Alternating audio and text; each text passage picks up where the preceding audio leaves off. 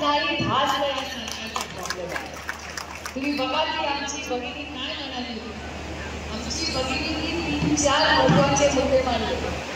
तिने पहिला हमी भाव मागितला, त्याच्यानंतर आशा भगिनींच्या सुपरवायझरला जे 5,000 रुपये महाराष्ट्र सरकारने तुम्हाला दिले होते सांगितलं होतं तो GR काढलेला नाही. ताई मी तुम्हाला शब्द देते की मी माननीय मुख्यमंत्र्यांना पत्र लिहिलेलं आहे, ते आज पोहोचेल त्यांच्याकडे.